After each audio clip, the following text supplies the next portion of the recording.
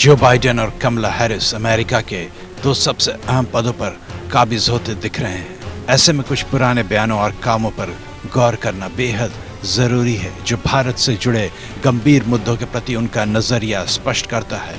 Biden और Harris दोनों ही पिछले कुछ मौकों पर ऐसे बयान दे चुके हैं जो भारत के स्टैंड से ठीक उलट था। दोनों जब अमेरिका के शीर्ष दो पदों पर बैठेंगे तो भारत को उनके इन बयानों के पीछे का मंतव्य समझकर आगे बढ़ना होगा।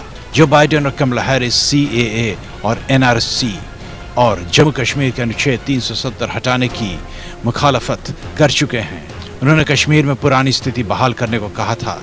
बाइडेन की चुनावी वेबसाइट पर मुस्लिम अमेरिकियों के लिए एजेंडा में नागरिकता संशोधन अधिनियम यानी कि CAA और राष्ट्रीय नागरिक रजिस्टर यानी कि NRC का विरोध किया गया। बाइडेन की तरफ से कहा गया था कि CAA और NRC भारत में सेक्युलरिज्म की परंपरा से मेल नहीं खाते। जो बाइडेन खाटी डिप्लोमेट हैं, पाकिस्तान की कई मौकों पर तरफदारी कर चुके हैं। 2008 में उन्हें हिलाल पाकिस्तान से नवाजा गया था। पाकिस्तान को 4 सालों तक $7.5 बिलियन की सैन्य सहायता दिलाने वाला बिल साइन कराने में भी बाइडेन का खास रोल था।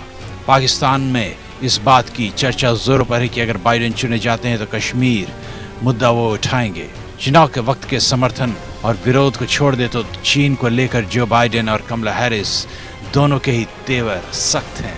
वहीं भारत के पक्ष में बाइडेन का वो काम दिखता है जो उन्होंने उपराष्ट्रपति रहते हुए 2008 में किया था।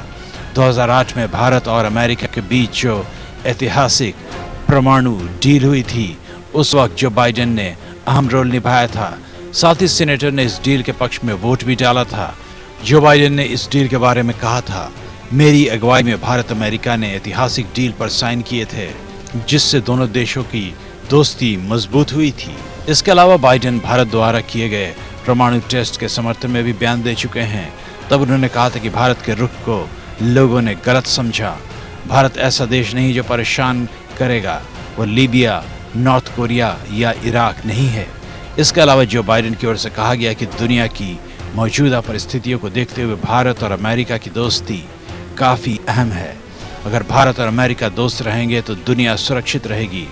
ऐसे में एक बात तो तय है कि रिपब्लिकन हो या डेमोक्रेट, अमेरिकी राष्ट्रपतियों के लिए भारत एक अहम बिंदु रहेगा।